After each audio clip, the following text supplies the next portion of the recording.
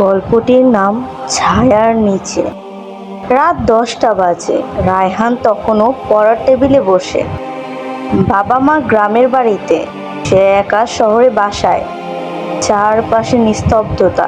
জানালার বাইরে মাঝে মাঝে কুকুরের ডাক ভেসে আসে। হঠাৎ তার চোখ পড়ে জানালার পাশে একটা ছায়ার মতো কিছু নড়ছে। সে উঠে যায়। জানালার পর্দা সরিয়ে দেখে কিছুই নেই। ভ্রম ভাবে সে, আবার পড়তে বসে। কিন্তু এবার তার দরজায় ধীরে ধীরে 3টি টোকা পড়ে। টোক টোক টোক। সে চমকে ওঠে। কে হতে পারে এত রাতে? কে? জিজ্ঞেস করে সে। কোনো উত্তর নেই। সে সাহস করে দরজা খোলে। বাইরে কেউ নেই, শুধু করিডোরে একটা অদ্ভুত ঠান্ডা হাওয়া বইছে। আলোটাও কেমন যেন ঝাপসা হয়ে এসেছে। রায়হান দরজা বন্ধ করে আবার বসে। কিন্তু এবার সে স্পষ্ট দেখতে পায় ঘরের এক কোণে একটি ছায়া দাঁড়িয়ে। মাথা নিচু, মুখ দেখা যাচ্ছে না। সে দিশেহারা হয়ে উঠে পড়ে। কে তুমি? চিৎকার করে। ছায়াটা ধীরে ধীরে মুখ তোলে। তার চোখ দুটো গভীর, ফাঁকা, রক্ত লাল। ছায়াটা ফিসফিস করে বলে, এই ঘরটা আমার। রায়হান আর কিছু দেখতে পায় না। চারপাশ অন্ধকার হয়ে আসে। যখন তার জ্ঞান ফেরে, সে মেঝেতে শুয়ে আছে। সময় যেন থেমে গেছে। ঘড়ি এখনো 10টা বাজে দেখাচ্ছে। তার বুক ধুকধুক করছে।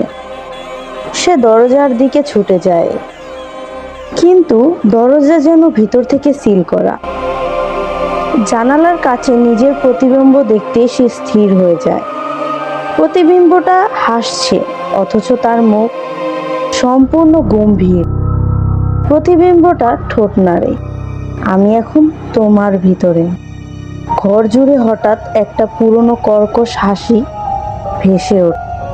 পরদিন রাতে রায়হান আগের চেয়ে অদ্ভুতভাবে শান্ত।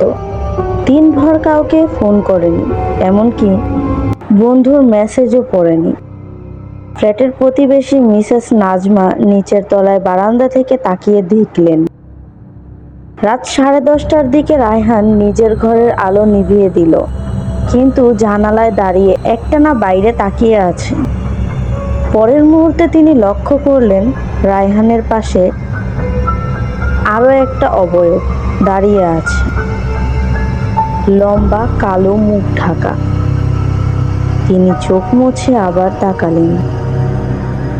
এবার জানালায় কেবল রায়হান, কিন্তু তার মুখে এক অন্যরকম শূন্য হাসি। ভিতরে রায়হান বসে আছে অন্ধকার ঘরে। তার চোখের মনি কেমন গভীর লালচে।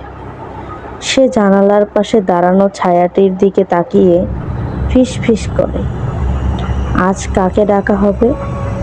ছায়াটা উত্তর দেয় না, শুধু ধীরে ধীরে রায়হানের কানে কিছু একটা ফিসফিস করে।